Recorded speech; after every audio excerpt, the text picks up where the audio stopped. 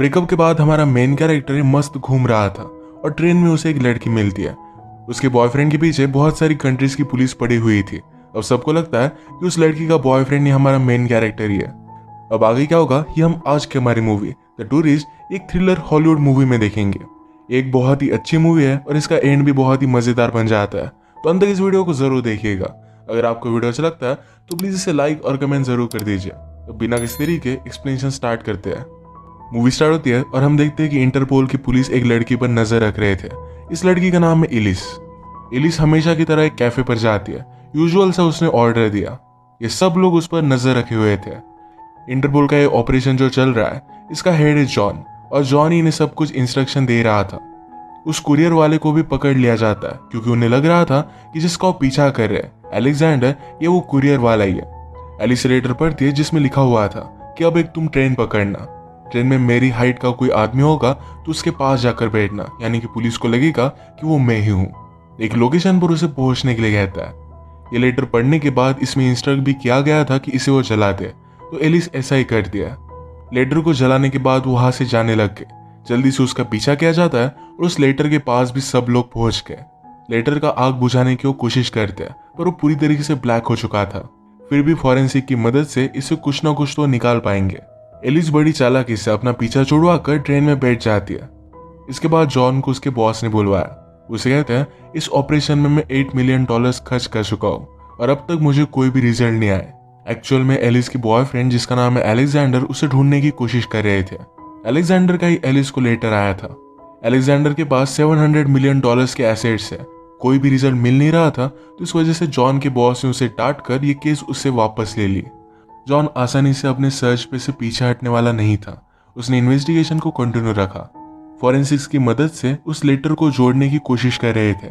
इस लेटर की मदद से एलिस किस ट्रेन में चढ़ी थी इसके बारे में उन्हें इन्फॉर्मेशन मिल जाती है।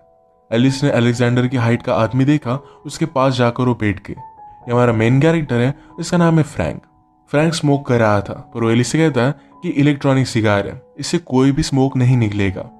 एलिस कहती कि मुझे तुम्हारे लिए बुरा लगता है, अगर तुम्हें स्मोकिंग करना अच्छा लगता है तो तुम्हें करना चाहिए। एलिस को एक स्ट्रॉन्ग आदमी बहुत पसंद है। वो एक दूसरे को इंट्रोड्यूस करवाते हैं। फ्रैंक एक डिटेक्टिव नॉवेल पढ़ रहा था। उसने पूछा कि तुम हो कौन। एलिस कहती कि तुम डिटेक्टिव नॉवेल पढ़ रहे हो तो कुछ गेस करो। फ्रैंक कहता है कि तुम एक डिप्लोमेट हो, तुम्हारे फादर को किडनैप कर लिया है, पैसे लाने के लिए तुम कहीं पर जा रही हो। ये स्टोरी एलिस को बहुत ही अच्छी लगी। एलिस कहती कि तुम्हें मुझे डिनर पर इनवाइट करना चाहिए। फ्रैंक की अलग अलग कोशिशों के बाद एलिस इसके लिए हाँ कहती है। वो अभी भी गेस नहीं कर पा रही थी कि फ्रैंक करता क्या है। फ्रैंक ने कहा कि मैं एक मैथ टीचर हूँ। एलिस कहती है कि मैं कभी भी गेस नहीं कर पाती। ट्रेन का नंबर पता चलने के बाद इंटरपोल के ऑफिसर्स अब ट्रेन में थे। वो फ्रैंक का फोटो निकाल लेते हैं। ये फोटो जॉन को मिला, इसकी सर्चिंग वो स्टार्ट कर देता है। फ्रैंक ने नोटिस किया कि कुछ लोग उस पर नजर रखे हुए हैं। ये बात वो एलिस से कहता है। या एलिस को पता था पर उसे कहती है तुम जरा ज्यादा सोच रहे हो, ऐसा कुछ भी नहीं है। एलिस पूछती कि तुम इस तरीके से अकेले सफर क्यों कर रहे हो। फ्रैंक ने कहा कि मेरी गर्लफ्रेंड थी पर मुझे छोड़कर चली गई। इसके बाद वो अकेला ही घूमता है। इंटरपोल को फ्रैंक के बारे में पता चला और वो सिर्फ एक मैथ टीचर है, इस वजह से वो डिसअपॉइंटेड हो गए। जॉन ने भी लेटर को रीअरेंज किया और अलेक्जेंडर की इंस्ट्रक्शन उसने पढ़ लिया। उसे भी पता चल गया कि फ्रैंक एक रैंडम आदमी है। फ्रैंक की फोटो जब स्क्रीन पर थी तो एक एम्प्लॉय इनका देख लेता है, पर ये एम्प्लॉय सिर्फ इंटरपोल के लिए नहीं तो एक गुंडे के लिए भी काम करता था। उस गैंगस्टर का नाम है शॉ। तो उस एम्प्लॉय ने शॉ को कॉल कर फ्रैंक की फोटो भेज दी। शॉ को लगा कि फ्रैंक ही अलेक्जेंडर है और अपने सारे आदमियों फ्रैंक के पीछे लगा देता है। एक्चुअल में अलेक्जेंडर ने शॉ से $2.3 मिलियन चुराए हुए थे, इसीलिए उसके लिए बहुत ही इंपॉर्टेंट है। स्टेशन पर आने के बाद फ्रैंक और एलिस ये अपने अपने रास्ते पर चले जाते हैं, पर बाद में एलिस ने फ्रैंक को फिर से सिटी में नोटिस किया। वो अपने साथ अपनी बोट लेकर आई हुई थी, तो फ्रैंक से कहती है कि मेरे साथ चलो। फ्रैंक को भी लगता है कि उसे लिफ्ट की जरूरत है, तो उसके साथ वो चला जाता है। ये दोनों फिर एक बहुत ही बड़े से होटल में आए। एलिस कहती है कि मैं और मेरा हस्बैंड यहीं पर रुकने वाले हैं। उसने एक स्पेशल स्वीट बुक किया था। फ्रैंक इस बात से सरप्राइज्ड हो गया। रूम जब ये आकर देखते हैं तो ये बहुत ही बड़ा रूम था। रूम में ऑलरेडी एलिस के लिए कुछ गिफ्ट्स लाए हुए थे। फ्रैंक का पीछा करते हुए शॉ इस सिटी में आ गया। वो अपने आदमियों से कहता है कि एलिस को तुम मार सकते हो, पर फ्रैंक मुझे जिंदा चाहिए क्योंकि सारे पैसे उसके पास है। रात में एलिस रेडी हुई और वो बहुत ही ब्यूटीफुल लग रही थी। इसके बाद ये दोनों डिनर के लिए आते हैं। फ्रैंक एलिस से पूछता है कि वो है कौन जिसने तुम्हारे लिए इतने अच्छे गिफ्ट्स रखे थे। एलिस कहती कि वो मेरे लिए बहुत ही इंपॉर्टेंट था। 2 साल से उनका ब्रेकअप हो गया था, पर उसने फिर से उसे मिलने के लिए बुलाया। इस तरीके से कोई उसे ऑर्डर दे, ये बात एलिस को अच्छी नहीं लगती, पर उसने अपने बॉयफ्रेंड अलेक्जेंडर को बहुत ही ज्यादा मिस किया था, तो इसी वजह से वो पहुंच गई। अपने एक ब्रेसलेट से वो खेल रही थी, तो फ्रैंक को कहती है कि मेरी ग्रैंड मदर ने मुझे दिया हुआ था। उसने कहा था कि किसी भी आदमी की पॉजिटिव और नेगेटिव साइड ये दोनों हमें एम्ब्रेस करनी पड़ती है। फिर से अलेक्जेंडर से मिलकर अपनी रिलेशनशिप को क्या वो एक अलग चांस देना चाहती है, इस बात को लेकर अब तक वो श्योर नहीं थी। एक बात तो तय है कि अलेक्जेंडर सबसे बहुत ही अलग था। फ्रैंक कहता है कि बात अच्छी है, जहां से मैं आता हूँ वहां पर सब लोगों में घुल मिल कर रहना पड़ता है। ये बात उसे अच्छी नहीं लगती। ये दोनों जब अपने रूम में आए तो एलिस के लिए फूल भिजवाए गए थे। 2 दिन में एक डांस होने वाला है जहां पर अलेक्जेंडर ने एलिस को इनवाइट किया। ये दोनों मिलकर फिर ड्रिंक लेते हैं। फ्रैंक एलिस से कहता है तुम भी बहुत ही यूनिक हो, सबसे अलग। इसके बाद एक दूसरे को किस कर लेते हैं। इन पर लोग नजर ही रख रहे थे तो इनकी फोटो उन्होंने ले ली। अब सबको कंफर्म लगने लग गया कि फ्रैंक ही अलेक्जेंडर है। किस के बाद एलिस कहती है तुम काउच पर सो जाना, और वो अपने रूम में चली गई। फ्रैंक उसके रूम में आने वाला था, पर अपना माइंड उसने चेंज कर लिया। एलिस की डिसीजन की वो रिस्पेक्ट करता है। रात में उसे सपना आता है कि वो एलिस के साथ इंटीमेट हो रहा है। अगली सुबह डायरेक्टली उसे वेटर ने उठाया। वेटर कहता है कि एलिस चली जा चुकी है, उन्होंने आपके लिए ब्रेकफास्ट मंगवाया हुआ था।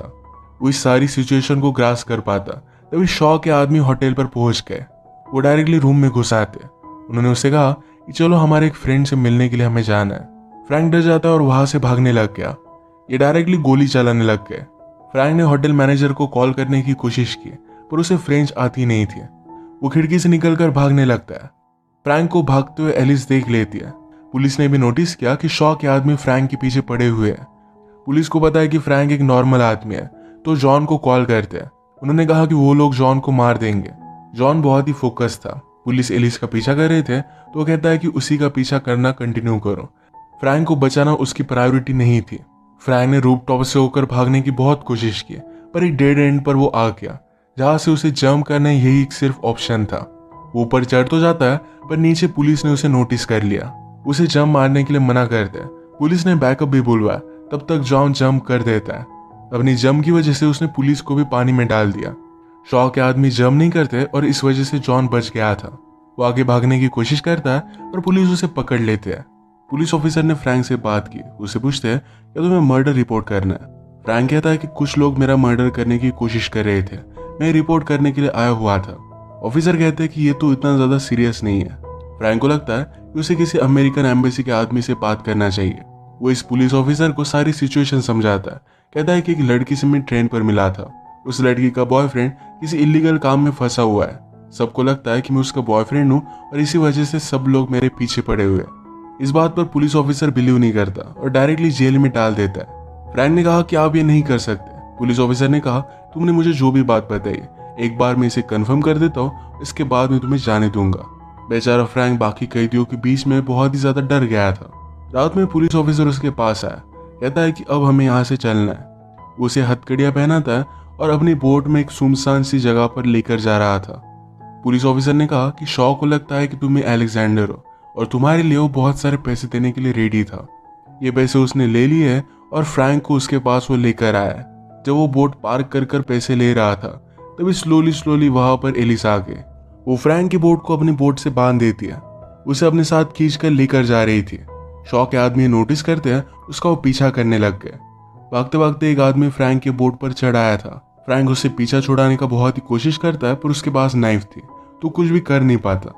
वो फ्रैंक को लेकर जाए इससे पहले एलिस अपने बोट को स्टॉप कर देती है और उसने पीछे लाकर बोट को जोर से टकराया। इस सब फाइट में फ्रैंक अपनी बोट से अलग हो गया था और एलिस उसे खींचकर लेकर जाती है। फ्रैंक को पकड़ने में फेल हो जाने के बाद शॉ के आदमी उसके पास आए। वो कहते हैं कि हमने बहुत ट्राई किया पर हम उसे ढूंढ नहीं पाए। शॉ कहता है कि मैंने पूरी लाइफ में बहुत मेहनत की है। अलेक्जेंडर मेरे $2.3 बिलियन लेकर गया। ये सब पैसे मैंने कमाए थे ताकि मुझे और काम ना करना पड़े, पर अब तुम्हारी वजह से सब कुछ अब मुझे खुद करना पड़ेगा। वो अपने आदमी पर बहुत ज्यादा गुस्सा था तो उसे वो मार डालता है। उसके बाकी आदमी बहुत ही ज्यादा डर गए थे। अब वो किसी भी हालत में फ्रैंक को लेकर आएंगे। एलिस ने एक बीन ने फ्रैंक की हथकड़ियां निकाल ली। फ्रैंक एलिस से पूछता है क्या मैं इतना ज्यादा अलेक्जेंडर जैसा दिखता हूँ। एलिस कहती है कि तुम्हें इन सब में इन्वॉल्व नहीं होना चाहिए। फ्रैंक कहता है तुम्हें भी इन सब में इन्वॉल्व नहीं होना चाहिए था। एलिस ने कहा कि तुम ये सब बात समझ नहीं पाओगे। जो आदमी तुम्हारे पीछे लगा है वो बहुत ही ज्यादा पावरफुल है।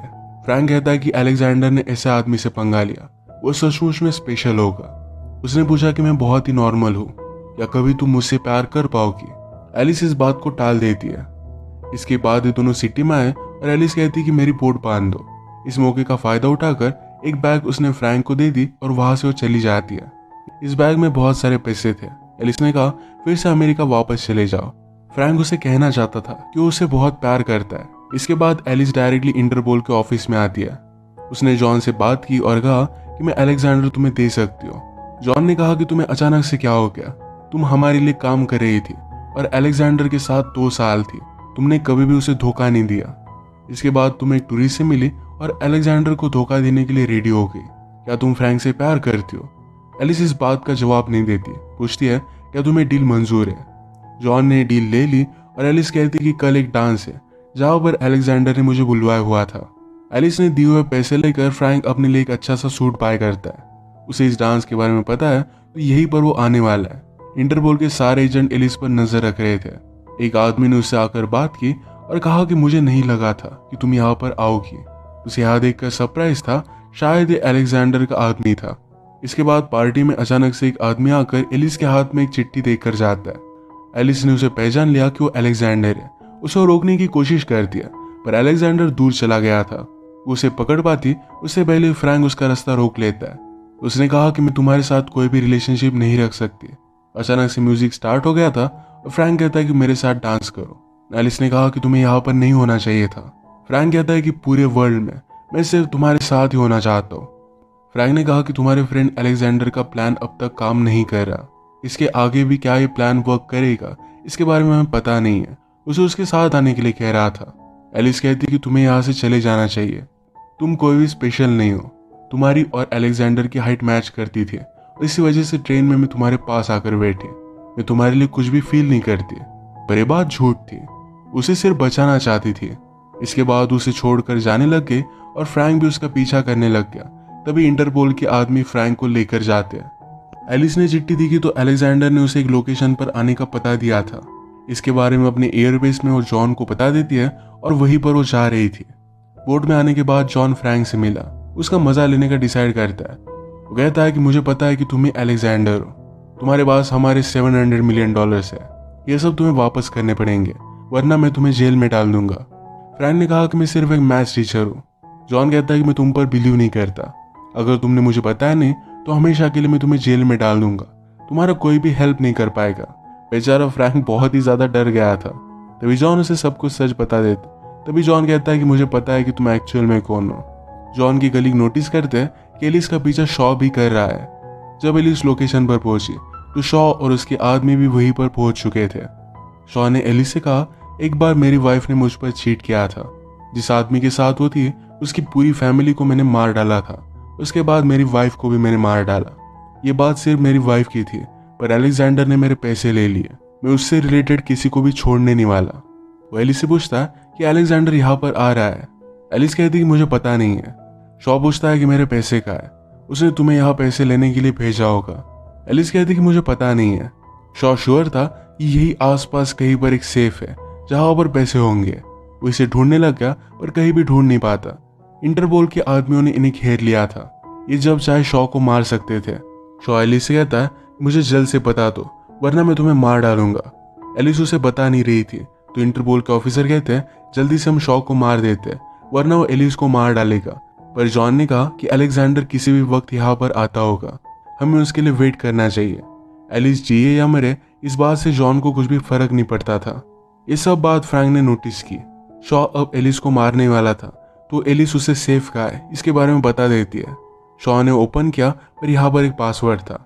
एलिस को बताने के लिए मजबूर करता है पर एलिस ने कहा मेरे पास इस सेफ का पासवर्ड नहीं है। शॉ कहता है कि अब तुम्हारे पास सिर्फ एक ही चांस है, इसे सही से ओपन करो वरना मैं तुम्हें मार डालूंगा। तभी वहां पर फ्रैंक पहुंच गया। फ्रैंक ने कहा कि मैं ही अलेक्जेंडर हूँ। शॉ अलेक्जेंडर को जानता था तो कहता है कि तुम तो वैसे नहीं लगते। फ्रैंक ने कहा कि मैंने प्लास्टिक सर्जरी करवाई है। शॉ को इसके बारे में खबर मिली थी पर फिर भी उस पर डाउट करता है, कहता है कि तुम्हारा आवाज अलग है, अलेक्जेंडर ने कहा कि इसके लिए मुझे बहुत ही ज़्यादा पे करना पड़ा था। एलिस फ्रैंक को बचाने के लिए शॉ से कहती है कि अलेक्जेंडर नहीं है, अलेक्जेंडर ब्रिटिश था और ये एक अमेरिकन है। फ्रैंक ने कहा कि मैंने अमेरिकन एक्सेंट की बहुत प्रैक्टिस की, इसी वजह से मैं बोल पाता हूँ। सब कुछ एक्सप्लेनेशन मिलने के बाद शॉ को लगने लगता है कि फ्रैंक ही अलेक्जेंडर है। उसने कहा कि सेफ ओपन करो। फ्रैंक ओपन करने के लिए क्या, वो अगर ओपन नहीं कर पाता तो शॉ इन दोनों को मार डालता, पर तभी इंटरपोल के बॉस आ जाते हैं। उन्होंने सब ऑफिसर को ऑर्डर दिया कि शॉ को मार डाले। तुरंत सबको मार दिया जाता है। फ्रैंक और एलिस बच गई थी। बॉस एलिस के पास आते हैं, कहते हैं तुम्हें मैंने फायर कर दिया है, अब तुम्हें जो करना है करने के लिए तुम फ्री हो, यानी कि फ्रैंक के साथ एक अलग जिंदगी जी सकती है। फ्रैंक ने कहा कि मैं तुमसे बहुत प्यार करता हूँ, क्या तुम मुझसे प्यार करती हो? एलिस कहती कि हाँ मैं तुमसे प्यार करती हूँ, पर एक ही साथ वो अलेक्जेंडर से भी प्यार करती है। अचानक से इंटरपोल को न्यूज मिली कि अलेक्जेंडर आसपास उन्हें दिख रहा है, तो उसे पकड़ने के लिए चले गए। फ्रैंक एलिस से कहता है अगर तुम अलेक्जेंडर से भी प्यार करती हो तो कोई भी प्रॉब्लम नहीं है। इसके तुरंत बाद उसने सेफ को अनलॉक कर लिया। इसका मतलब है फ्रैंक ही अलेक्जेंडर है। वो जो भी बात कर रहा था प्लास्टिक सर्जरी को लेकर, अपनी वॉइस को चेंज करने के बारे में, ये सब कुछ सच था। वो एलिस से पूछता है क्या इस बार तुम मेरा साथ दोगी? एलिस उसे किस कर लेती है। इंटरपोल को जो आदमी अलेक्जेंडर लग रहा था, उस आदमी को जब वो अरेस्ट करते हैं तो आदमी कहता है मुझे हमेशा एक कॉल आता है, मुझे एक लोकेशन बताई जाती है जहाँ पर मुझे जाना होता है। अगर मैं काम करता हूँ तो बहुत सारे पैसे मुझे मिल जाते हैं। इसी वजह से अलग अलग जगह पर जहाँ पर भी फ्रैंक हो वहाँ पर यह आदमी दिखा करता था। इंटरपोल को चकमा देकर एलिस और अलेक्जेंडर हमेशा के लिए भाग जाते हैं। जब इंटरपोल फिर से उन्हें पकड़ने के लिए प्रीवियस लोकेशन पर आए तो सेफ में उन्हें एक चेक मिलता है। ये चेक $700 मिलियन का है। जॉन ने कहा कि जल्दी से जाकर हमें उन्हें पकड़ना चाहिए। बॉस कहते हैं कि हमें सिर्फ ये $700 मिलियन चाहिए थे। अब इस केस में उन्हें कोई भी इंटरेस्ट नहीं था। अलेक्जेंडर के पास अब भी $1.6 बिलियन थे जो वो अपने और एलिस के लिए खर्च कर सकता था। एलिस और वो हमेशा के लिए फ्री हो गए थे। एलिस मजाक में कहती है तुम प्लास्टिक सर्जरी करवा कर कोई भी फेस लगा सकते थे, पर तुमने ये क्यों चूज किया? अलेक्जेंडर पूछता है कि क्या ये ठीक नहीं है? एलिस ने कहा कि काम चल जाएगा। ये दोनों हंसे और इसी मूवमेंट पर ये मूवी एंड हो जाती है। इस मूवी का ट्विस्ट तो मुझे बहुत ही ज़्यादा पसंद आया। अगर आपको भी वीडियो अच्छा लगता है तो प्लीज़ इसे लाइक और कमेंट जरूर कर दीजिएगा। बहुत सारी मूवीज़ लेकर आते रहते हो तो प्लीज़ इस चैनल को सब्सक्राइब कर दीजिए और बेल नोटिफिकेशन आइकॉन दबाना मत भूलिएगा। हम फिर से मिलेंगे और एक नई मूवी के साथ।